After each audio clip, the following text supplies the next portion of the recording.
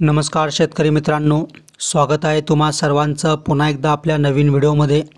आजच्या व्हिडिओमध्ये आज आपण 10 बोकड पालन चारा नियोजन किंवा बोकड पालन चारा व्यवस्थापनबद्दल एक सविस्तर माहिती आपण या व्हिडिओत बघणार आहोत। म्हणजे थोडक्यात जर तुम्ही 10 बोकड पालन करत असाल तर त्यांच्यासाठी तुम्ही काय काय खाद्य दिलं पाहिजे, काय काय चारा त्यांना खाऊ घालायला पाहिजे, किंवा चारा की किती गुंठ्यामध्ये किती जागेमध्ये तुम्ही चाऱ्याचं नियोजन, कोणता चारा किती गुंठ्यामध्ये आणि कोणता चारा किती महिन्यात किती दिवसात या ठिकाणी छाटणीसाठी येतो किंवा चारण्यासाठी येतो, अशी संपूर्ण माहिती सविस्तरपणे आपण या व्हिडिओमध्ये स्टेप बाय स्टेप बघणार आहोत। त्यामुळे प्रत्येकाने आत्ताच्या आत्ता आपल्या या चॅनलला लगेच सबस्क्राईब करून बेल आयकॉनला क्लिक करून ठेवायचं आहे। आणि संपूर्ण माहिती जर तुम्हाला वाटत असेल की समजावी तर त्यासाठी प्रत्येकाने आपला हा व्हिडिओ शेवटपर्यंत काळजीपूर्वक नक्की ऐकायचा आहे। व्हिडिओ शेवटपर्यंत नक्की बघा आणि असेच व्हिडिओ दररोज बघण्यासाठी चॅनलला सबस्क्राईब करून बेल आयकॉनला नक्की क्लिक करा। तर बघा मित्रांनो, जर तुम्ही बोकड पालन करत असाल तर बोकड पालन करण्या अगोदर किंवा तुमच्या शेडवरती बोकडं आणण्या अगोदर तुम्हाला 3-4 महिने तरी कमीत कमी चाऱ्याचं व्यवस्थापन करणं खूप गरजेचं आहे। कारण की काय होतं, अनेक वेळा तुम्ही बोकड आणतात आणि त्यानंतर तुम्ही या ठिकाणी चाऱ्याची लागवड करतात, पण काय होतं की तुमच्या बोकडांना या ठिकाणी चारा कमी पडतो। कालांतराने तुम्ही विकतचा चारा आणतात, नाविलाजाने जेव्हा तुम्ही विकतचा चारा आणतात तेव्हा तुम्हाला तो चारा तुमच्या फार्मपर्यंत आणण्यासाठी तुमचा डिझेल पेट्रोल गाडीचा खर्च येतो। त्यानंतर तुम्हाला विकतचा जो चारा असतो तो देखील तुम्हाला विकत आणायचा आहे, त्यामुळे तुमचा खर्च या ठिकाणी वाढत असतो, बरोबर। त्यामुळे जर तुमच्या स्वतःच्या शेतामध्ये चारा असेल तर तुम्हाला एकदम ताजा फ्रेश चांगला चारा फुकटमध्ये भेटेल, पण जेव्हा तुम्ही बाहेरून चारा आणता तेव्हा तुमचा खर्च हा वाढत असतो। त्याच्यामुळे तुम्हाला बोकड आणण्याच्या 3 ते 4 महिने अगोदर या ठिकाणी चाऱ्याचं व्यवस्थापन करणं खूप गरजेचं आहे। त्यानंतर बघा मित्रांनो, आता चारा लागवड करायची आहे, मग किती गुंठ्यात किती आणि कशी चारा लागवड करायची आहे। मग बघा, जेव्हा तुमचा जो बोकड आहे त्याला तुम्हाला नुसता हिरवा किंवा नुसता सुका किंवा नुसतं खुराक असं नाही देऊ शकत। तुम्हाला वेगवेगळा चारा, काही सुका आणि काही ओला, अशा दोन्ही प्रमाणात तुम्हाला चारा देणं खूप गरजेचं आहे। आता बघा, प्रत्येकाची पद्धत वेगळी असू शकते, पण एक सरासरी बघायचं गेलं तर एक ॲव्हरेज जो बोकड असतो त्याला आपण दिवसातून 2.5-1 किलोच्या आसपास हिरवा चारा आणि अर्धा 1 किलोच्या आसपास या ठिकाणी सुका चारा देणं गरजेचं आहे। आणि त्याच्यानंतर 200 ते 400 ग्रॅम या ठिकाणी खुराक तुम्हाला या ठिकाणी द्यायचा आहे।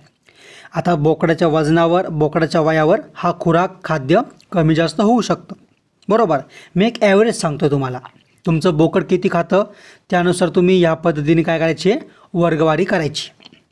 मग बघा, जर तुम्ही हिरवा चारा बघितला किंवा ओला चारा बघितला तर त्यामुळे तुम्हाला काय करायचं आहे, तुम्ही 10 बोकडं असेल तर 10 बोकडांसाठी तुम्हाला 2-3 गुंठ्यामध्ये तुम्हाला मका लागवड करायची आहे। मका या ठिकाणी तुम्हाला 60 ते 70 दिवस अगोदर या ठिकाणी मक्याची लागवड करायची आहे। म्हणजे 60 ते 70 दिवसानंतर मका या ठिकाणी छाटणीसाठी येईल किंवा चारण्यासाठी येईल। त्यानंतर तुम्हाला 4-5 गुंठ्यामध्ये या ठिकाणी मेथी घास लावायचा आहे। आता मेथी घासचं कसं आहे, तुम्ही एकदा मेथी घास लावला तुम्हाला या ठिकाणी 60 दिवसानंतर तुम्हाला एक चांगल्या प्रकारे उत्पन्न भेटायला सुरुवात होईल आणि पुढचे 2.5-3 वर्ष तुम्हाला या ठिकाणी फक्त तुम्ही छाटणी जरी करत राहिले तरी तुम्हाला चांगल्या प्रकारात चारा या ठिकाणी भेटत राहील। आणि यामध्ये प्रोटीन देखील खूप चांगल्या प्रमाणात असतं मेथी घासमध्ये। त्यानंतर तुम्ही या ठिकाणी 2-3 गुंठ्यामध्ये 2-1 गुंठ्यामध्ये कांडी गवत लावू शकता।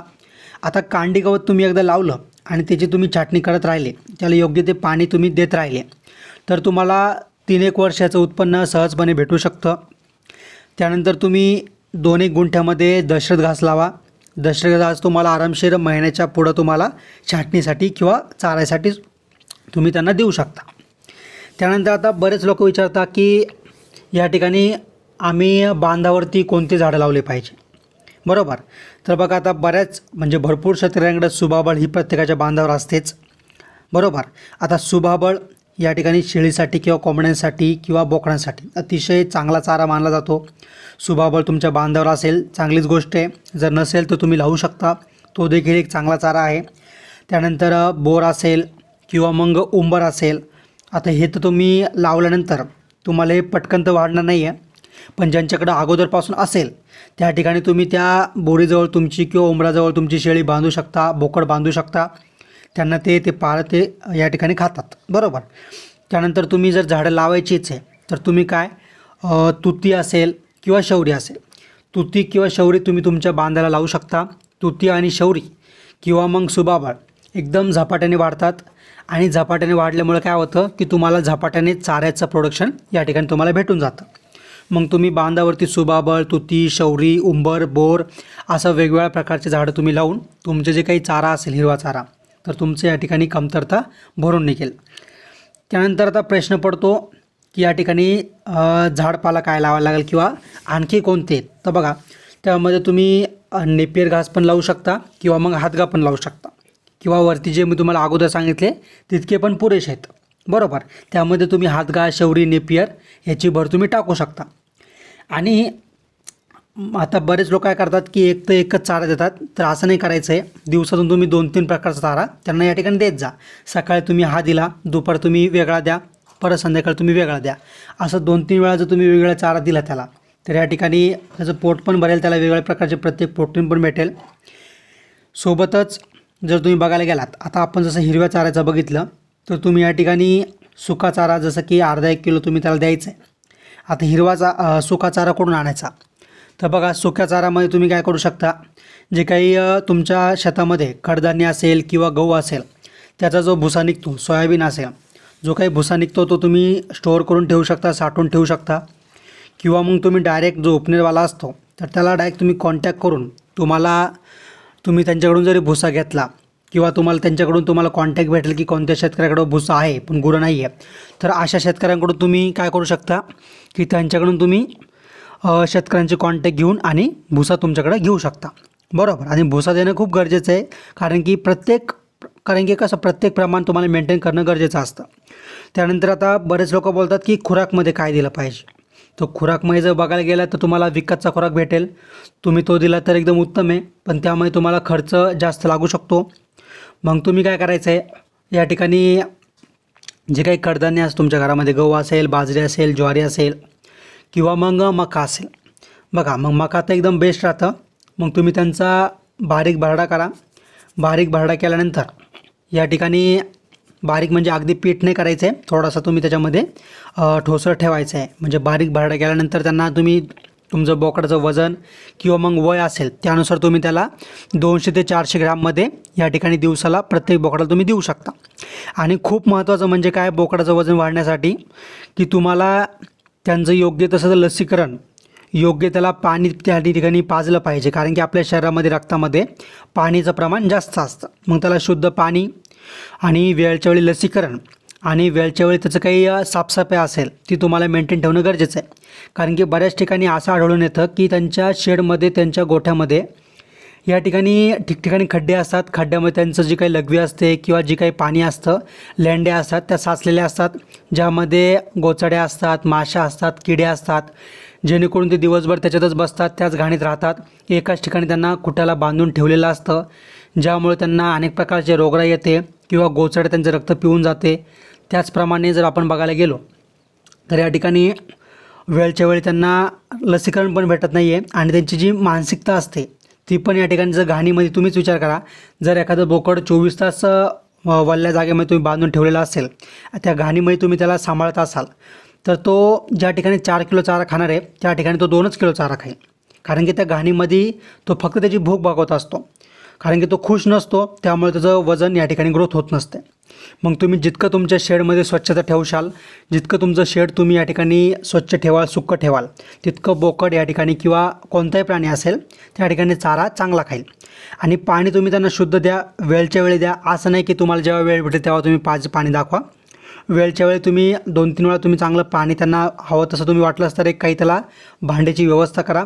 आणि चारा पण तुम्ही शक्य झालं या ठिकाणी कुट्टीमध्ये टाकून तुम्ही बारीक करून त्यांना चारा जरी दिला किंवा वरती असा उंच ठिकाणी त्याला जो काही तुमचा गवत असेल किंवा जो काही चारा असेल हिरवा चारा तुम्ही उंच ठिकाणी असा ठिकठिकाणी बांधून ठेवा. म्हणजे आपला जो प्राणी आहे त्याला वाटेल की तुम्ही नैसर्गिकरित्या तो चारा खाईल, बरोबर की नाही. त्याच्यामुळे त्याला वरती तुम्हाला शक्य असेल तर बांधून ठेवत जा. आणि महत्त्वाची गोष्ट म्हणजे की तुम्हाला शक्य असेल तर तुम्ही एक 5-6 फुटाचं कंपाऊंड करा, ज्यामध्ये दिवसभर तुम्ही तुमचे बोकडं मोकळं सोडत जा.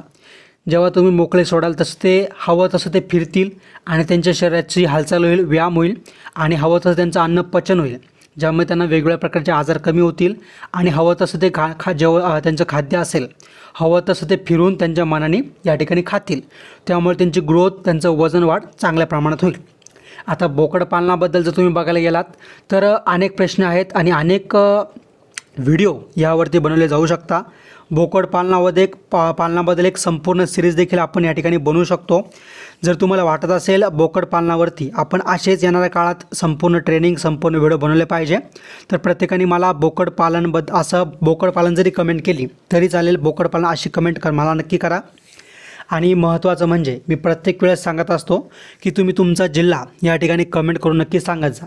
जर तुम्ही जेव्हा जिल्हा कमेंट करून सांगता त्यावरून मला अंदाज येतो की तुमचा वातावरण काय आहे, तुमचा जिल्हा कोणता आहे, तुमच्या भागामध्ये कोणत्या शेळ्या, कोणत्या कोंबड्या किंवा मग कोणते बोकडं आणले पाहिजे किंवा मग कोणता व्यवसाय योग्य राहील. त्याच्यामुळे तुम्ही प्रत्येकाने काय करायचं आहे, मला तुमचा जिल्हा प्रत्येक व्हिडिओमध्ये कमेंट करायचा आहे. म्हणजे त्यावरून मला अंदाज येतो की मला आज माझे व्हिडिओ जो आहे कोणत्या जिल्ह्यातून लोक बघतायत, मग त्या जिल्ह्यासाठी कोणतं पीक किंवा कोणता व्यवसाय चांगला आहे मी या ठिकाणी तुम्हाला सजेस्ट करत राहील, बरोबर. त्यामुळे एक कमेंटमध्ये प्रत्येकाने आपला जिल्हा टाका आणि दुसऱ्या कमेंटमध्ये जो तुम्हाला बोकडपालनाबद्दल माहिती असेल तर ते टाका.